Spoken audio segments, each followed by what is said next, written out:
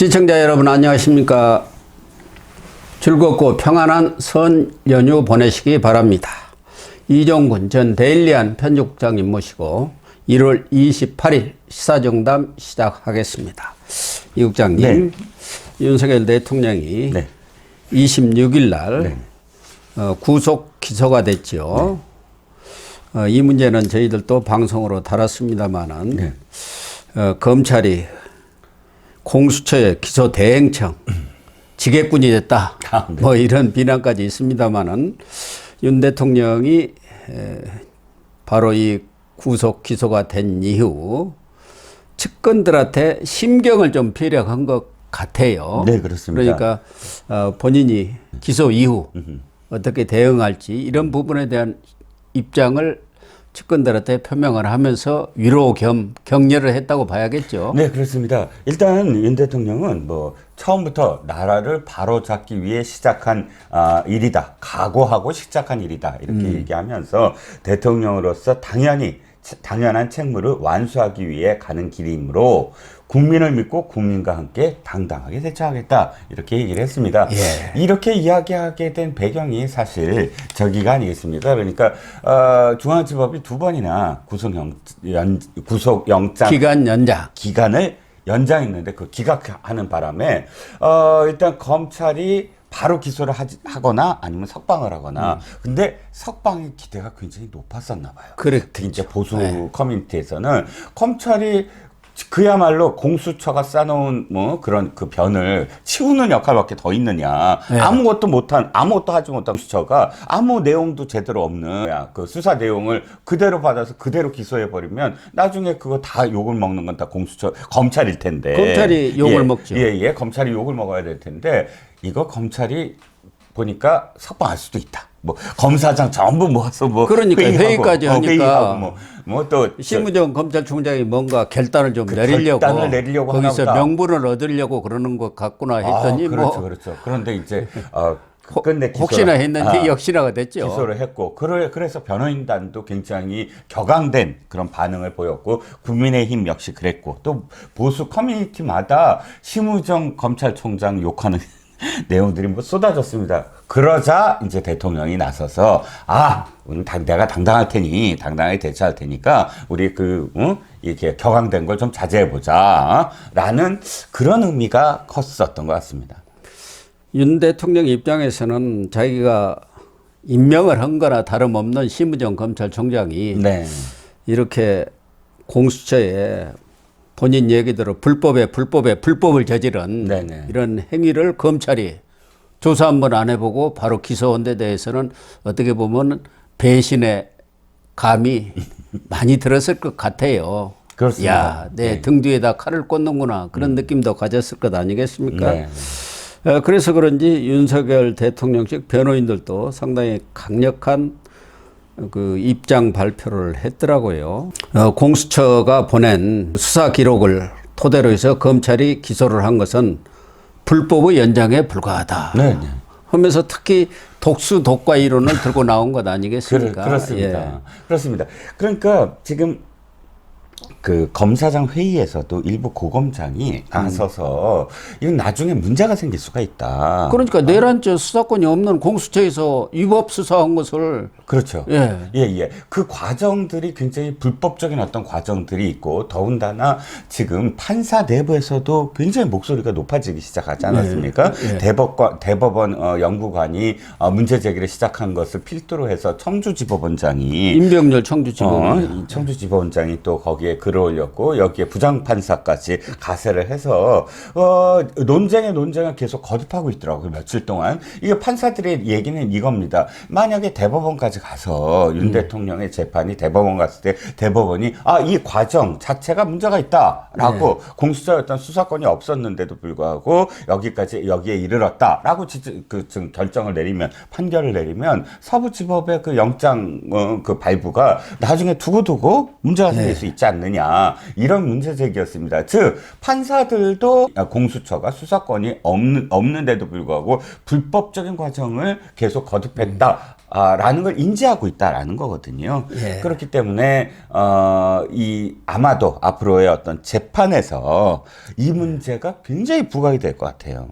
그래서 윤석열 측 변호인들도 수사권 없는 검찰과 공수처가 직권남용을 지렛대 삼아 대통령의 내란죄를 수사한 거. 네. 이거야말로 전형적인 별건 수사다. 그렇죠.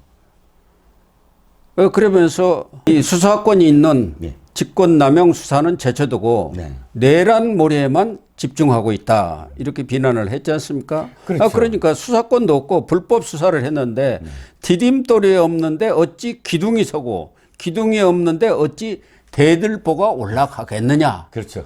지금 토대가 없는데 수사권이 없는데 그 위에다가 네네. 뭐 체포 구속영장 기소를 한들 다 사상 누각이다 그 얘기 아니겠습니까? 그러니까 첫 단추가 잘못 깨지는데 아유 나머지 단추들은 제대로 깨지지 않았느냐라고 이야기하는 거나 다름없다라는 것이고요.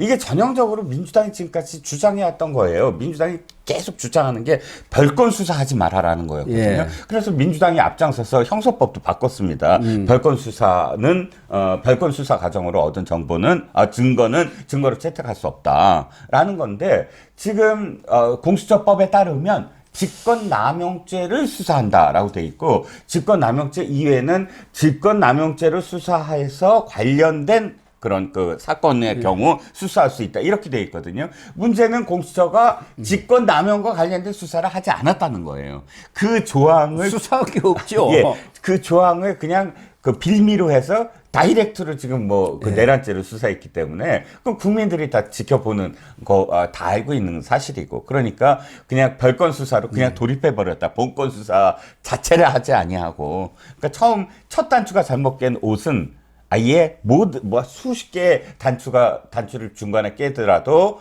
잘못 깬 건 잘못 깬 거다라는 겁니다.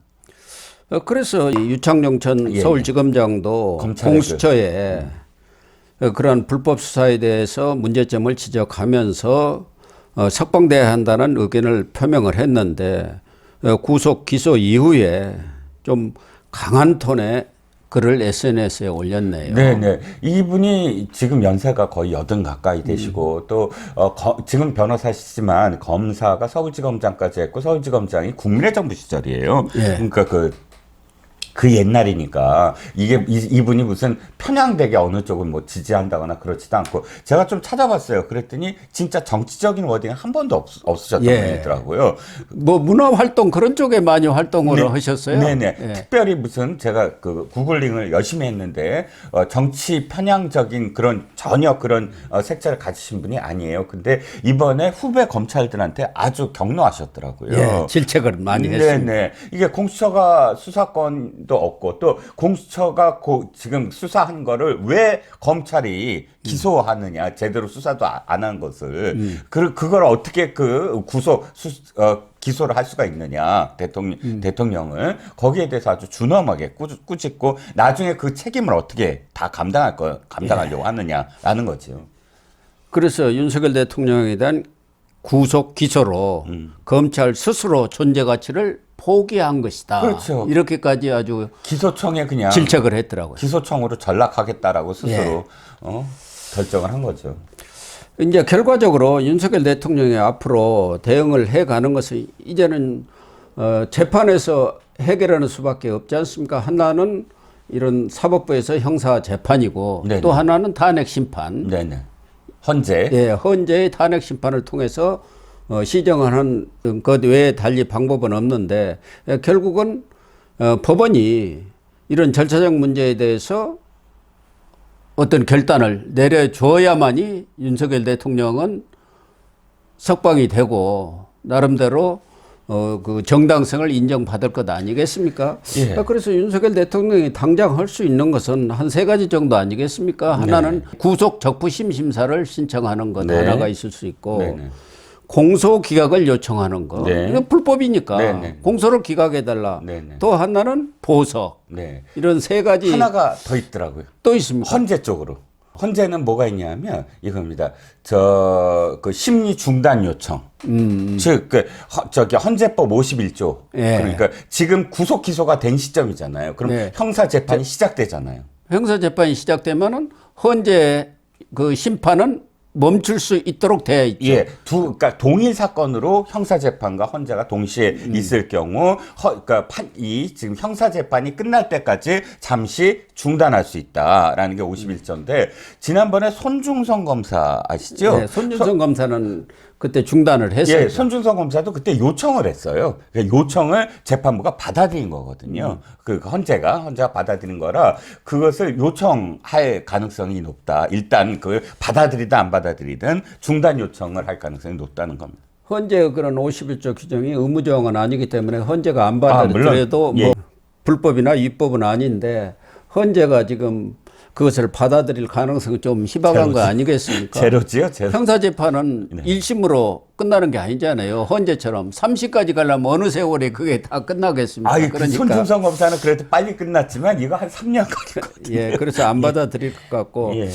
구속 적부심 이것도 지금 서부지법에서 체포영장, 구속영장을 발부를 했고 그렇기 때문에 중앙지법에서 이 구속 적부심을 다른 법원에서 한 것을 예. 받아들이겠느냐. 제가 초록은 동색 아닙니까? 제가 알기에는 구속적부심은 기소 전의 단계로 알고 있습니다. 기소 이후에는 재판부가 지금 이 인신에 대한 그러네요, 결정을 구속. 내려야 되군요.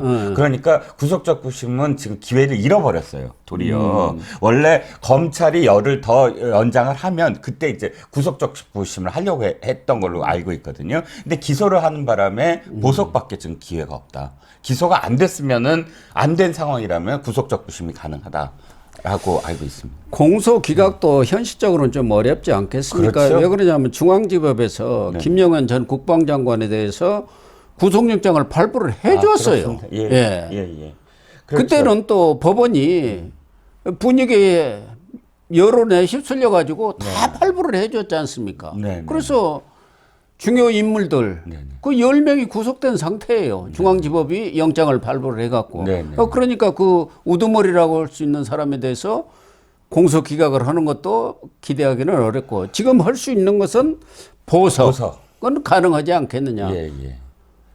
특히 보석을 요청을 하면서 공수처가 관저에 불법적으로 쳐들어간 거. 네네. 그것은 충분히 문제 제기를 할 수 있는 거 아닙니까? 그렇죠. 관저를 가려면은 경호처장의 승인을 받아야 하는데 55 경비단장을 불러다가 겁주어가지고 그 관인을 찍은 거 그거 허위 공문서로 지금 드러나 버린 거 아닙니까? 그렇죠. 그런 부분들을 걸어가지고 네. 보석을 요청을 하면은 이건 좀 경우에 따라서는 가능도 하겠다 하는 생각은 들지만 당장이야 보석이 되겠습니까? 예, 그렇습니다. 보석은 어차피 지금 석방은 석방이지만 굉장히 조건이 까다롭지 않습니까? 예. 거주에 대한 공간의 조건과 그 다음에 접촉하는 사람들에 대한 그 조건 이런 것들을 아예 걸어서 그 석방을 한다라는 것인데 이게 두 가지죠. 하나는 그러니까 이게 부딪히는 점이 하나는 어쨌든 증거인멸 도주 우려가 없지 않느냐. 확실히 그것을 이제 설득할 수 있는 반면에 또 한 가지는 이제 필요적 보석이라고 해서 첫 번째 항이 사형 무기 10년 이상의 형이 지금 예견되는 그런 경우는 제외한다. 뭐 이런 규정이 있어서 한쪽에서는 진짜 사형 무기의 내란 우두머리 죄가 그 혐의에 해당되므로 보석이 안 된다라는 측면이 있는 반면에 워낙에 중앙지법도 지금 고민이 많거든요. 예. 지금 보면 그러니까 절차적인 어떤 문제들이 법원 내부에서도 목소리가 높다 보니까 이렇게 해서 어찌됐든 그 과정들 절차적인 어떤 과정들을 어느 정도 반영해 준다라는 의미에서 보석을 받아들여 줄 수 있다라는 측 이게 두 가지가 지금 갈리고 있습니다. 그런데 과거 전례로 보더라도 보석을 하는 경우는 구속기간 만료 6개월이 다 되기 전에 뭐 한 1개월 전 정도 이렇게들 해주더라고요. 그리고 거기다 조건을 붙여가지고 보석을 해주기 때문에 당장은 보석도 쉽지 않다. 또 하나 윤석열 대통령이 이렇게 각오를 다진 것은 헌재에서도 적극적으로 다퉈보겠다. 그거 아니겠습니까? 네네. 내란이 아니다. 2시간짜리 비상계엄이 무슨 내란이냐 그 얘기고 그중에 핵심이 국회 기능을 중지시킨 거 아니지 않느냐. 특히 의원들 끌어내라고 했다는데 그 의원들 끌어내라고 한 게 아니고 요원들 끌어내라는 거 그게 곽종군 특전사령관 김병주 의원과의 그 유튜브 유튜브에. 촬영의 첫째 딱 보면 요원 아니었습니까? 요원. 근데 김병주가 국회의원이죠 하니까 네 한 거고 예.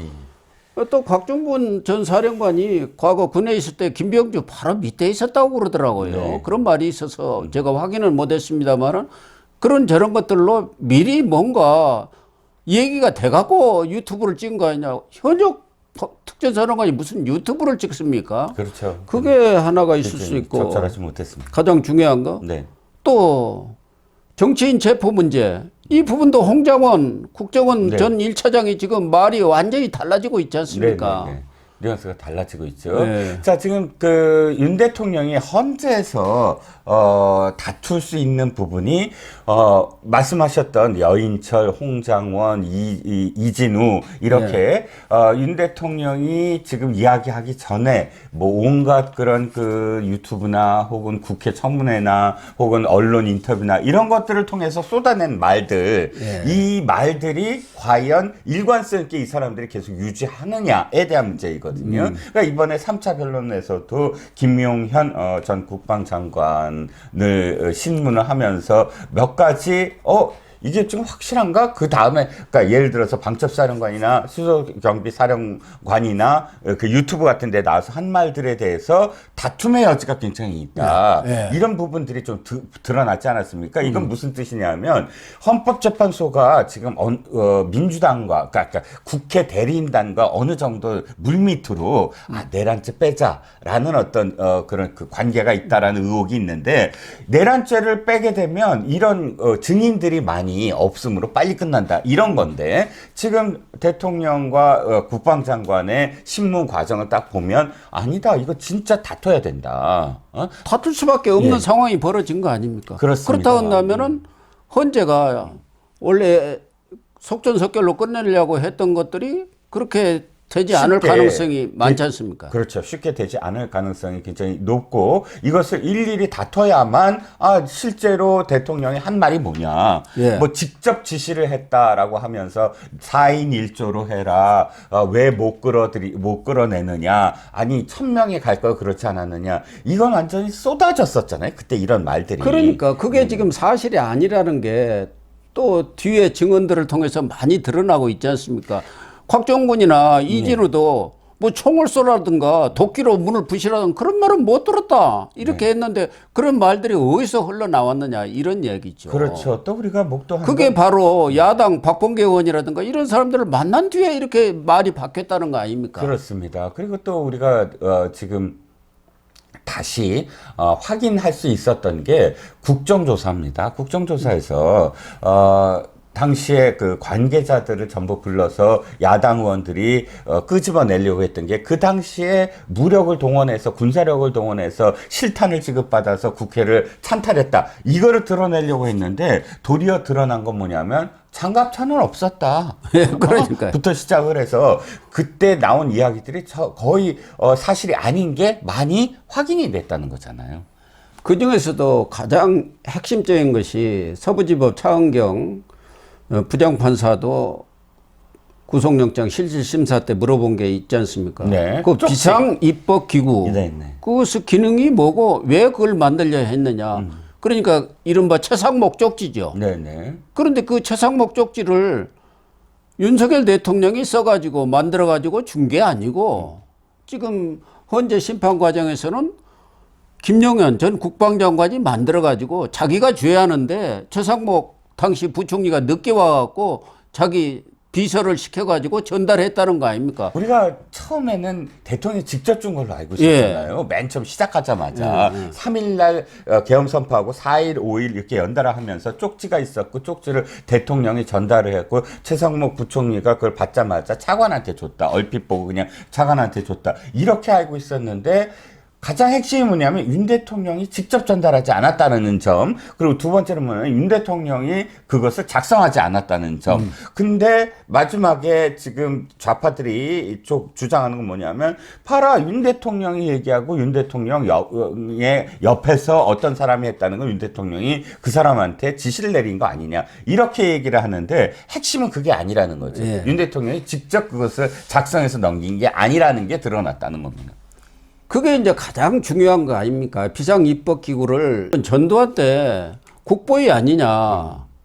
그래서 국회를 대체하는 기구. 네. 이거야말로 국헌 문란이고 그렇죠. 당연히 이 입법기구를 기능을 정지시키려는 것 아니었느냐 하는데 또 김영원 장관은 그 비상재정권을 발동하려면 그 재정 입법을 해야 하는 그 기구가 있어야 하기 때문에 그 기구를 이야기하는 거지 국회 기능을 정지해 갖고 그걸 대체하려는 것은 아니다. 이렇게 또 이 얘기를 했단 말이에요. 긴급 재정 명령권이죠. 예, 그러니까 국가에 어떤 재난이 있을 때 뭐 추경을 설정하고 그럴 시간적 여유가 없을 때 그대로 지금 국무회의가 심의만 하고 대통령이 명령권을 행사를 해서 긴급하게 예산을 투여하는 것. 뭐 그렇게 하려고 했다라는 것이죠. 예.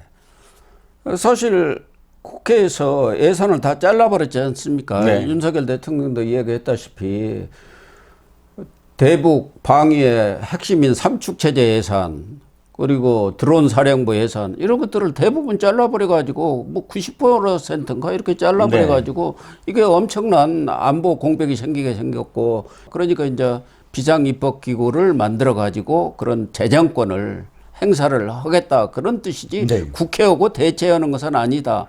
이런 것들이 내란죄를 구성하는 핵심 요인들이기 때문에 다툼의 여지가 엄청나게 생겨버렸다, 그 얘기죠. 그렇죠. 뭐 진위와 그 다음에 진실 여부는 일단 차치하고라도 이렇게 헌재와 또 민주당 측이 물밑에서 지금 합의를 본 것으로 의혹은 제기되지만 어쨌든 그 합의에 따라서 야, 우리 2월 중순까지는 그냥 해버리자, 라고 한 4번의 뭐 변론 기일을 만들었던 것이 아마 어긋날 수밖에 없다. 이건 정확하게 다투지 아니하면 위헌이냐 아니냐를 판명할 수 없는 거 아니겠습니까? 예.